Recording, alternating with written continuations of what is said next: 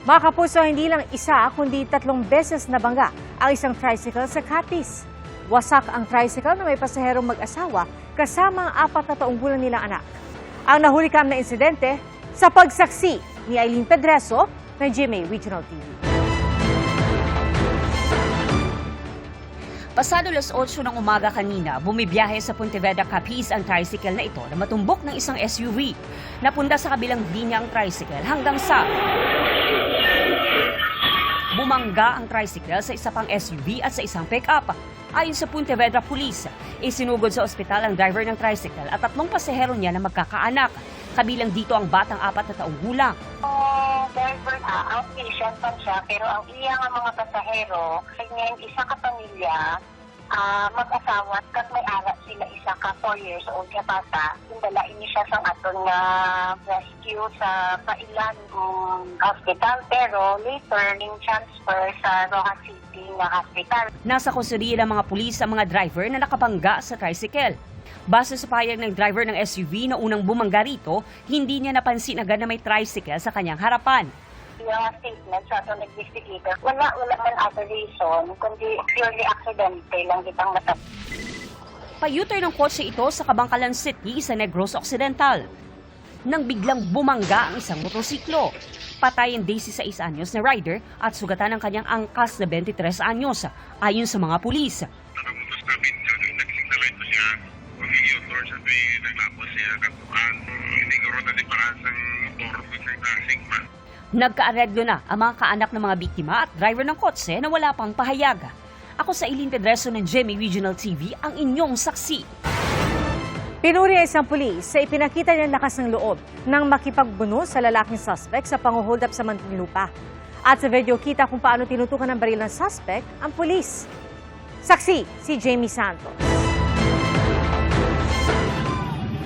Sa isang footbridge sa Muntinlupa na videohan ang pakikipagbuno ng isang lalaki sa isang pulis. Bumunot pa ng baril ang lalaki at itinutok sa pulis. Ang pulis na nasa video, si Police Staff Sergeant Lloyd Francisco. Rumeresponde siya noon at 2 pang kasamahan sa isang 911 hotline report. Nagkataon lang po na doon kami, may tawag, at the same time po, mayroon pa pong lumapit na tao na, "Sir, may hold up." Marami rin hold up, mag-iingat, may baril. Base po sa salaysay ng biktima, nung magbabaan lahat ng sakay ng jeep sa tapat po ng isang gasolinahan sa East Service Road, Barangay Sucat, Muntinlupa City, ay biglang sumakay sa jeep ang suspect at agad nagdeklara ng hold up habang nakatutok po sa biktima yung baril. Nakuha po sa victim yung kanyang cellphone at wallet. Si Francisco raw ang naunang dumating sa lugar. Doon may nakapagsabi raw sa kanya ng kinaroroonan ng suspect at nang magtagpo raw sila, bigla na raw bumunot ng baril ang suspect at tinutukan si Francisco. Ngayon, yung kasama ko po na isa po, sa nandyan po, siya naman po nagko-confirm sa akin, ayan na, huwag kang dumikit kasi may baril. Pero naagaw ni Francisco ang baril at sa gitna ng pagbubuno nila, aksidenteng pumutok ang baril at tinamaan ng suspect. Split seconds lang po, napakabilis po para decision na yun eh. Wala nang isipin po, muscle na po, reflexes na po. Talaga yun. Yung iniisip po na mabaril. Isang bystander ang lumapit para tumulong na patigilin ang suspect hanggang dumating na rin ang mga kabaro ni Francisco. Hanggang sa Korea na nakita naman sa video talagang sinasabi ko sa kanya na dumapa, sumuko, unang maglaban, ayaw ko talaga. Ang suspect wala pang pahayag habang binabantayan ng pulisya sa ospital. Sasampahan ng suspect ng patong-patong na reklamo, kabilang ang robbery, direct assault sa mga pulis at illegal possession ng isang caliber .45 handgun. Batay po sa report, nagtamo ng tama ng bala sa leeg ang suspect at agad siyang dinala sa ospital ng Muntinlupa. Ang nag-viral na video, malaking tulong din daw para may kalinawan sa mga nangyari. Maraming salamat po sa consistency natin na gumawa ng video dahil napakalaking tulong po sa akin ng video na yon. Ito lang kung wala pong video ay mahirapan po akong paliwanag. Pinuri ng Muntinlupa Police ang agarang pagresponde at lakas ng loob ni na Francisco at 2 niyang kabaro na sina Police Master Sergeant Alvin Cordero at Patrolman John D. Macaraeg. Mabutit maagap din po at malakas ang loob ng ating pulis na rumesponde.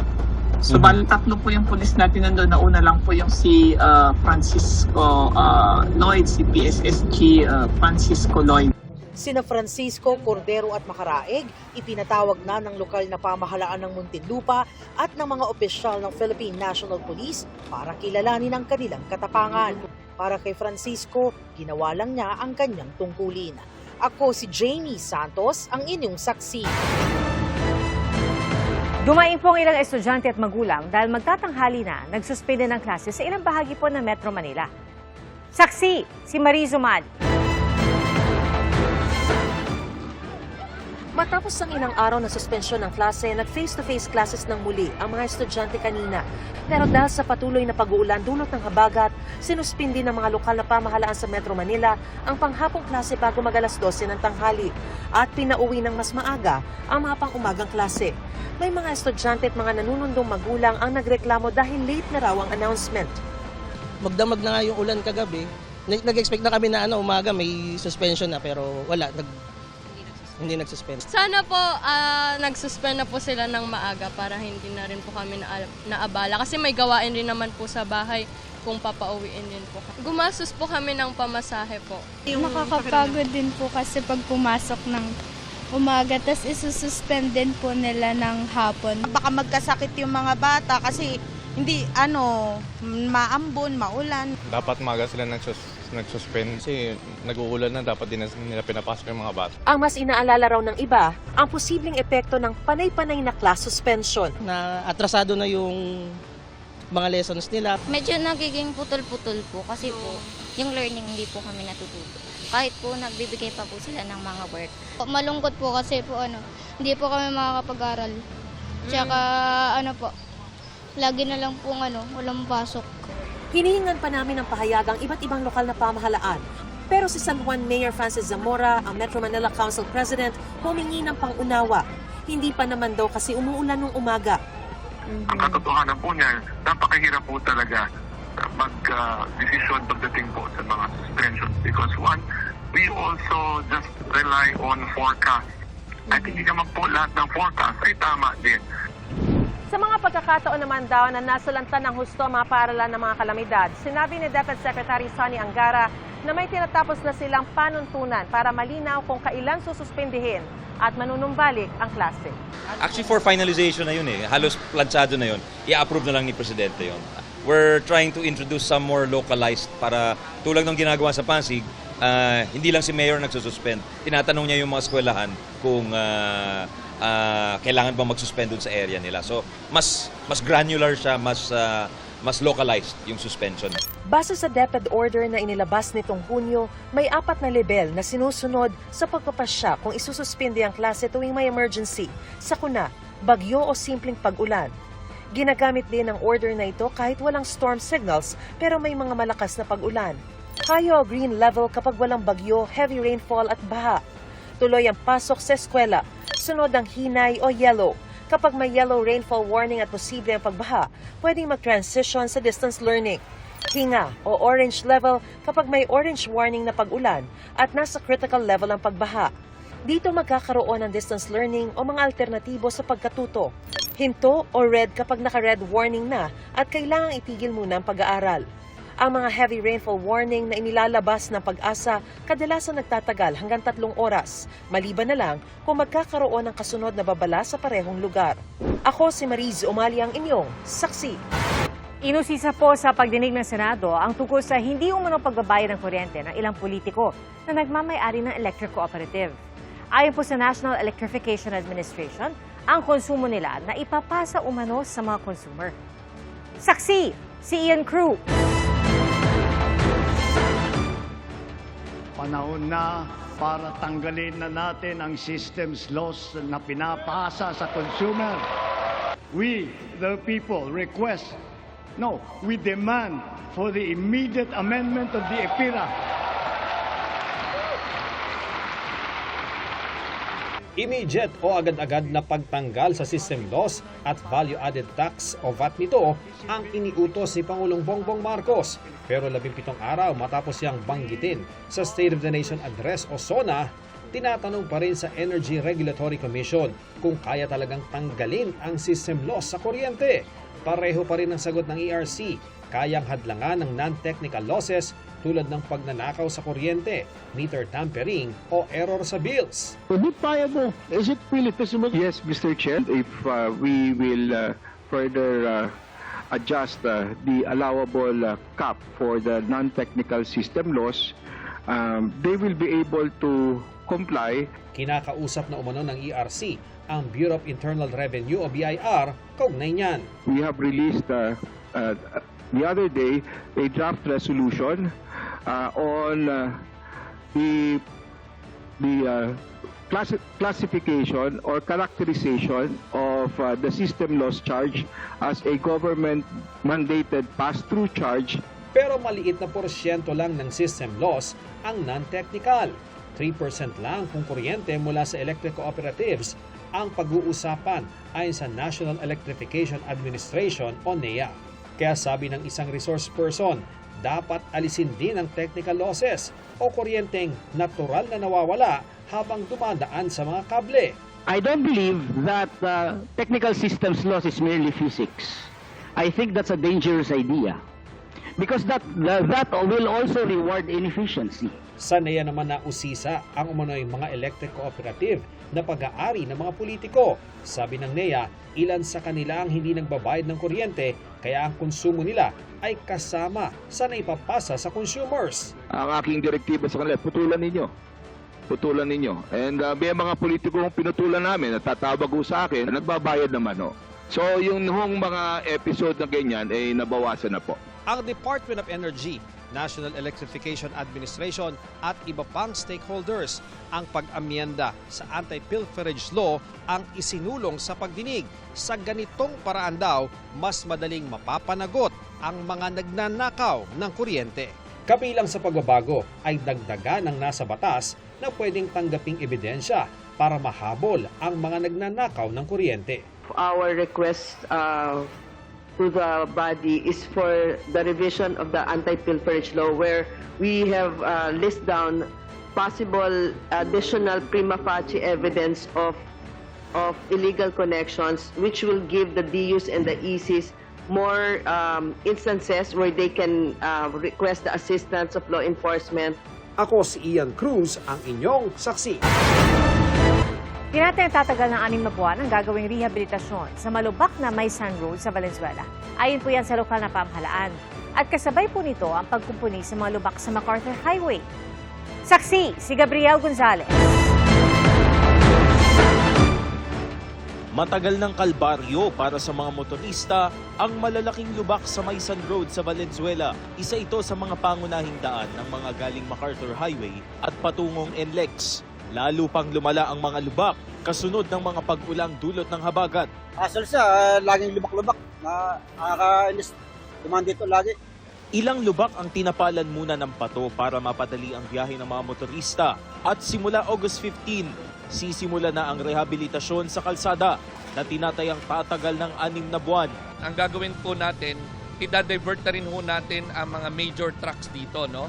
So hindi na natin papadaanin sa Maysan Road except yung mga may negosyo dito along Maysan Road at i-divert natin sila sa NLEX. Para hindi maabala ang pagkukumpuni, hindi pa dadaanin ng mga truck sa Maysan Road mula 6 a.m. hanggang 10 p.m. Lunes hanggang Sabado. I-extend na natin yung truck ban natin. Dati may window pa yan ng ilang oras sa gitna.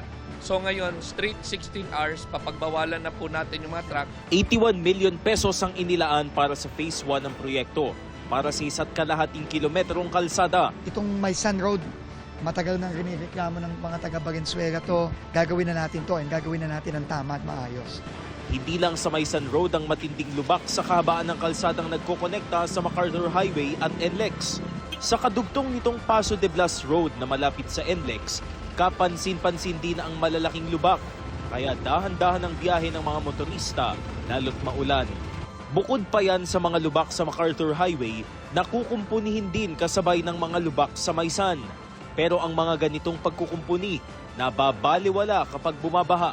Kailangan talaga tuloy-tuloy yung kontrabaha natin para yung tubig kahit na magbumaha, hindi kaagad bababa at hindi tumatagal. Ako si Gabriel Gonzalez, ang inyong saksi. Isang bagong low-pressure area ang nabuo sa gilid ng Philippine Area of Responsibility.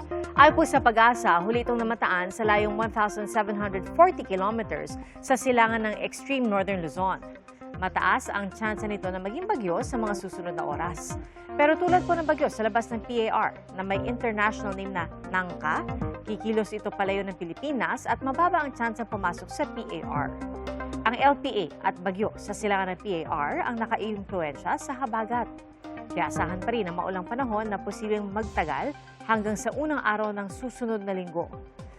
Sa datos ng Metro Weather, may mga inaasahang pag-ulan bukas ng umaga sa Ilocos Region, ilang bahagi ng Central Luzon, Calabarzon at sa Mindoro Provinces. Pagsapit ng hapon, halos buong hilag ng Luzon na ang uulanin. Mayroon ding kalat-kalat na ulan sa Central Luzon, Calabarzon, Bicol Region at ilang bahagi ng Mimaropa.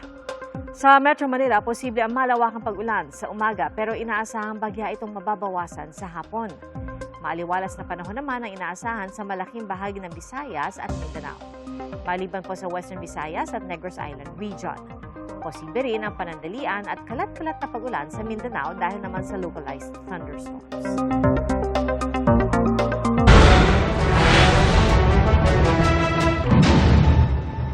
Bago sa saksi, nasusunog ang isang bodega sa Barangay Bagong Ilog sa Pasig City. Umabot na po sa ikatlong alarma ang sunog na sumiklab mag-alas 10 ngayong gabi. Pagluluksa ang sumalubong sa pag-uwi ng isang OFW na namatay ng 4 na kaanak sa pagguho sa Baguio City. Ang isa pang biktima ng pagguho na nasa ospital, hindi pa alam na nasawi sa trahedya ang kanyang 2 anak. Saksi si Marisol Abduraman. Kasabay ng buhos ng ulan ang pagbuhos ng luha ng isang ina sa kanyang pag-uwi sa Baguio City kagabi. Sa kanyang pagbabalik bansa, hindi na siya nasalubong ng kanyang asawa, anak at 2 apo na nasawi sa landslide noong linggo. Si Eleanor naman, isa sa mga sugatan sa pagguho. Hirap pa po siyang makahinga. Yung brace niya po sa likod. Hinahanap ni Eleanor ang kanyang 2 anak. Matawagin niyo ako mga anak. Saan kayo? Ang hindi masabi sa kanya ng kanyang mga kaanak. Kasama ang kanyang 2 anak sa 10 nasawi sa landslide. Talagang hinahanap niya yung mga bata. Wala po kong nagawa kundi magsinungaling. Kasi nga po kung sinabi ko yung totoo, baka siya din po yung bumigay. Si Jessie hindi pa matanggap ang pagkawala ng kanyang anak at apo. Mas maganda na lang magkasakit sila at makikita mo pa. Magkakasama pa po kami nung Sunday na yun eh. Magkakasama pa po kami. Tsaka, tapos biglang ganun na. Siyempre masakit. Dagdag problema pa nila ang lilipatan. Ngayong hindi na maaring muling matirhan ang lugar nilang kinalakihan. Sinabi po ng ating sekretary na relocation po. Pero for the meantime, parang pansamantala lang po kasi yun. So, ang inisip po namin, yung talagang pangmatagalan. Kahit na andun lahat ng masasayang alaala namin, kung nandun din naman yung pinakamasakit, hindi na po namin kayang balikan. Ngayong mayat maya pa rin mga pag-ulan. May mga bagong insidente ng landslide sa Cordillera Region. Sa Tublay, Benguet, bumagsak ang malalaking tipak ng bato sa Governor Bado Dangwa National Road kanina madaling araw. Nasaluyan ng rock netting pero nabarahan pa rin ang daan papunta sa 4 bayan sa lalawigan. Yung mga travelers natin or motorists, gagamitin ang Suyok Pusos Provincial Road na alternate. Kailang as to yung style ng daanan, hindi siya 2 lane, so ingat po tayo. Nagsagawa na ng assessment ang LGU at DPWH para sa clearing operations sa lugar. Nagkaroon din ng landslide sa boundary ng Barangay San Rafael at Barangay Aglao sa San Marcelino, Zambales. Ipinag-utos na ng LGU ang clearing operation. Sa Jaén, Nueva Ecija, hinatiran ng tulong ang mahigit 800 pamilya na apektado pa rin ng baha sa 5 barangay. Baha rin ang problema ng mga taga-Macabebe sa Pampanga. 5 araw ng lubog ang mga daan, kaya gumamit ng bangka ang mga residente. Lubog din ang Makaiban Bridge sa Santa Maria, Bulacan, kaya hindi pa rin madaanan. Ganyan din ang problema sa Anahawan Bridge sa Kalintaan Occidental Mindoro kanina. Umapaw ang ilog doon kaya bumaha sa ilang lugar pero humupa na rin matapos ang ilang oras. Ako si Marisol Abdurrahman, ang inyong saksi. Inaantabayanan po ng milyon-milyon ang total solar eclipse na nasilayan sa ilang bahagi ng Europa kanina. Ito po ang unang total solar eclipse na nasaksihan sa Western Europe sa loob ng halos 3 dekada. Saksi, si Von Aquino.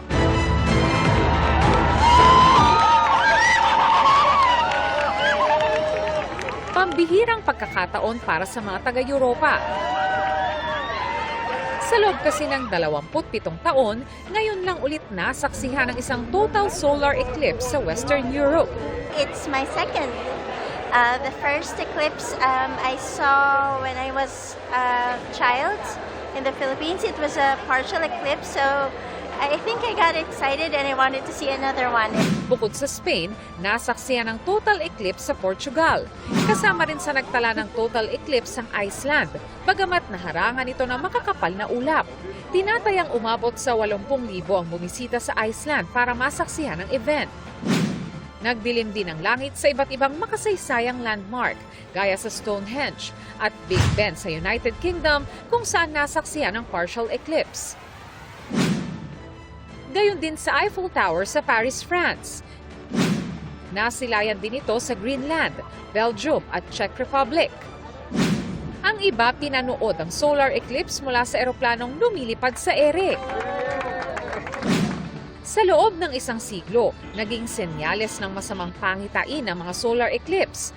Pero sa pag-usad ng siyensya, natuklasang nangyayari ito kapag napapagitnaan ng buwan ng araw at mundo. Natatakpan ng buwan ang liwanag mula sa araw at tumatapat ang anino ng buwan sa ilang bahagi ng daigdig. Inaasahan ding magkakaroon ng mga solar eclipse sa Europa sa August 2027 at January 2028. Ako si Von Aquino, ang inyong saksi. Halos 700 tonelada ng basura ang nahakot mula sa Redemptorist Water Channel sa Baclaran, Parañaque. Katumbas po yan ng 188 truck ng basura na inano doon kasunod ng mga pag-ulan. Sa patuloy na paglilinis, natatanaw na muli ang tubig sa naturang estero. Ayon sa Department of Environment and Natural Resources o DENR, aabot sa 65,000 tonelada ng basura ang nalilikha sa Pilipinas kada araw. Pero 52% lang nito ang nakokolekta.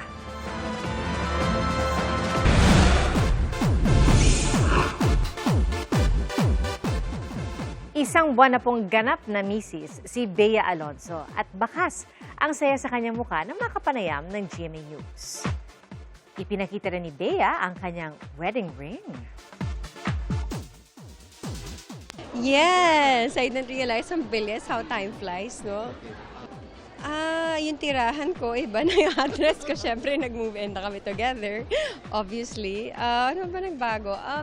Right now, I'm on cloud 9. I'm very, very happy.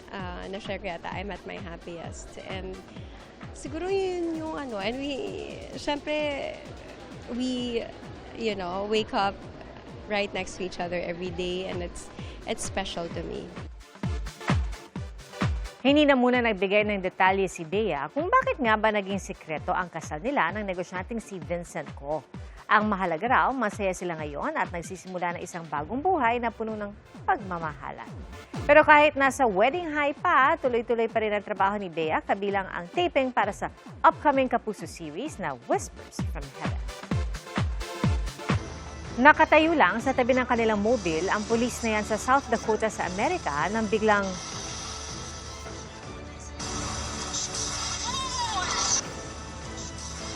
kumidlat ng pagkalakas-lakas. Kita sa video ang pagtama ng kidlat sa lupa. Ayon sa Facebook post ng South Dakota Highway Patrol, may tinutugis ang mga pulis noon nang tumama ang kidlat malapit sa kanila. Walang nasaktan sa insidente.